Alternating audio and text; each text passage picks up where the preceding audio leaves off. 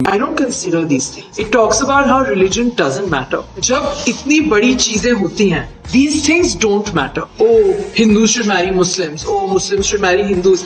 और वो हिंदू लड़की उसके घर में जाकर पूजा भी करे, तो ये क्या जायज है या नाजायज है?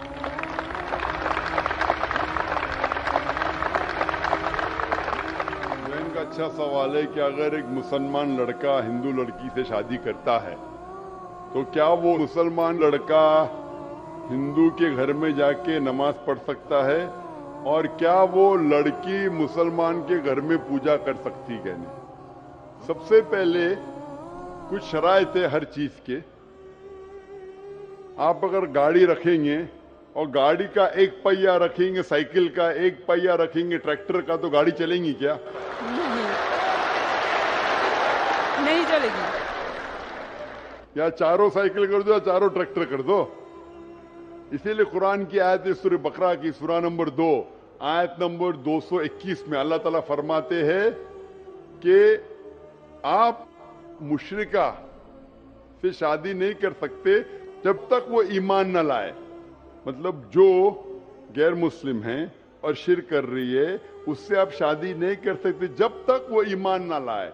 और एक ईमान लाने वाली औरत चाहे कितनी भी बदसूरत हो वो एक मुशरिका से बेहतर है। और आगे आयत कहती है कि लड़कियां मुशरिक लड़के से शादी नहीं कर सकती जब तक वो ईमान ना लाए। एक मोमिन आदमी चाहे कितना भी बदसूरत हो वो बेहतर है बनिस्बत जो शिर्क करता है। इसकी वजह ये है कि इस्लाम में लिखा है कि अगर आप खुदा के अलावा किसी को और पूछते हैं, किसी और की इबादत करते हैं, ये सबसे बड़ा गुनाह है। और अल्लाह ताला फरमाते हैं सूरह निसा में सूरा नंबर 4 आयत नंबर 48 में, और सूरा निसा सूरा नंबर 4 आयत नंबर 116 में कि अल्लाह सुब्हाना व ताला अगर चाहे तो कोई भी गुनाह को माफ कर सकता है, लेकिन शिर्क को कभी नहीं माफ करेगा। अगर एक इंसान मुशरिक जैसा मर गया तो अल्लाह ताला कभी भी उसे माफ नहीं कर सकता, क्योंकि मुशरिक वो शख्स है जो शिर्क करता है। और ये सबसे बड़ा गुनाह है, क्योंकि हमारा खालिक, हमारा मालिक, हमारा ईश्वर, हमारा खुदा, हमारा भगवान, अगर हम उसको गाली देंगे, ये सबसे बड़ा गुनाह है। जिसने हमें जिंदगी दी, जिसने ये सारी चीजें हमें दी दुनिया में, अगर हम उसको गाली देंगे, उसके अलावा किसी और की इबादत करेंगे, ये शिर्क हुआ। तो इसीलिए इस्लाम में इजाजत नहीं है कि एक मुस्लिम लड़का या लड़की कोई मुशरिक लड़का या लड़की से शादी करे, तो इजाजत नहीं है। जहां तक के सवाल है क्या एक आम मुसलमान हिंदू घर में नमाज पढ़ सकता है?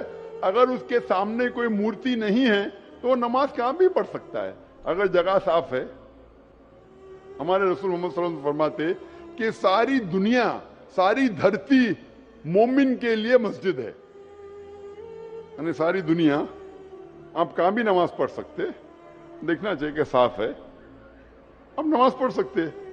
तो ये आप जाके अगर हिंदू का घर में जाते हैं और वह साफ है, कोई मूर्ति आगे नहीं है, तो नमाज पढ़ने में कोई हर्ज नहीं है। जरूरी नहीं है कि आपको शादी करना चाहिए फिर आप नमाज पढ़ सकते, शादी करने की जरूरत नहीं है। नमाज पढ़ने के अगर साफ जगह है तो कोई हर्ज नहीं। इसीलिए शादी के लिए शर्त है कि दोनों का ईमान हो।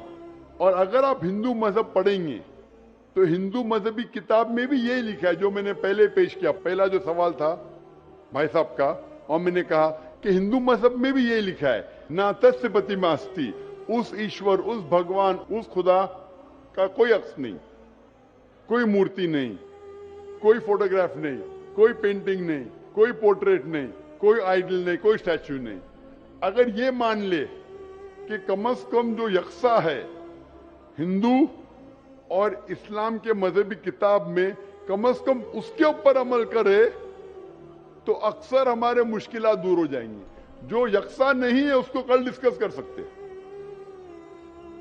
और अगर आप तहकीक करते हैं, तहकीक करते, हिंदू मजहब की किताब पढ़ते اور اسلام مذہب کتاب پڑھتے، دونوں میں لکھا ہے خدا ایک ہے، دونوں میں لکھا ہے خدا کا کوئی عکس نہیں ہے، دونوں میں لکھا ہے کہ خدا کا کوئی بت نہیں ہے، دونوں میں لکھا ہے کہ خدا کے علاوہ کسی اور کی عبادت نہیں کرنا چاہیے، دونوں میں لکھا ہے کہ آخری پیغمبر محمد صلی اللہ علیہ وسلم میں، دونوں میں لکھا ہے کہ شراب نہیں پینا چاہیے۔ میں حوالے دے سکتا ہوں اور میں تقریر ایک دیا ہوں، similarities between Islam and Hinduism, اسلام اور ہندوازم میں یکسانیت دونوں کتاب میں ہے۔ آپ اگر پڑھیں گے قرآن مجید میں سورہ مائدہ سورہ 5 آیت نمبر 90 میں لکھا ہے کہ شراب پینا حرام ہے۔ اب Manusmriti chapter number 9 verse number 225 پڑھیں گے، اس میں لکھا ہے کہ شراب پینا حرام ہے۔ قرآن میں لکھے سورہ مائدہ سورہ نمبر 5 آیت نمبر 3، سورہ بقرہ سورہ نمبر 2 آیت نمبر 173، سورہ انعام سورہ نمبر 6 آیت نمبر 145 اور سورہ نحل چیپٹر 16 ورس 115 میں حرمت علیکم المیتۃ والدم ولحم الخنزیر وما اہل لغیر اللہ بھی، کیا آپ کے لیے حرام ہے مرا ہوا گوشت، خون، سور کا گوشت اور وہ کھانا جس کے اوپر اللہ کے علاوہ کسی اور کا نام لیا گیا ہے۔ آپ اگر ہندو مذہبی کتاب پڑھیں گے اس میں بھی لکھا ہے کہ سور کا گوشت کھانا حرام ہے۔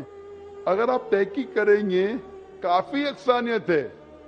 اسلام مذہبی کتاب میں لکھا ہے، قرآن میں سورہ نور میں سورہ نمبر 24 آیت نمبر 30 اور 31 کے اندر حجاب کے بارے میں، عورت کو الحمدللہ حجاب میں ہونا چاہیے، سر سے ڈھکا ہونا چاہیے اس کا جسم، صرف جو دکھ سکتا ہے وہ چہرہ اور ہتھیلی تک کے۔ آپ اگر ہندو مذہب کتاب پڑھیں گے رگ وید بک نمبر 8 میں لکھا ہے اور رگ وید بک نمبر 10 میں بھی لکھا ہوا ہے کہ عورت کو اپنے سر کے پلوں کو ڈالنا چاہیے چہرے پہ۔ رگ وید میں بھی لکھا ہے کہ جب مرد کو دیکھے تو نظر نیچے کرنا چاہیے۔ یہ قرآن مجید میں لکھا ہے سورہ نور سورہ نمبر 24 آیت نمبر 30 اور 31 کہ جب بھی کوئی خاتون مرد کو دیکھتی ہے جو اس کا شوہر یا قریب رشتہ دار نہیں ہے، اور جب بھی کوئی مرد کوئی عورت کو دیکھتا ہے اور قریب رشتہ دار نہیں ہے تو اسے نظر نیچے کرنا چاہیے۔ تو اس طریقے سے آپ تحقیق کریں گے، جو یکسانیت ہے اس کے اوپر تو عمل کرو۔ تو یکسانیت ہندو اور اسلام مذہب میں جو مذہبی کتاب میں لکھا ہے، لیکن افسوس کی بات ہے کہ مذہب کے ٹھیکیدار یہ چیز کا ذکر ہی نہیں کرتے۔ کیوں؟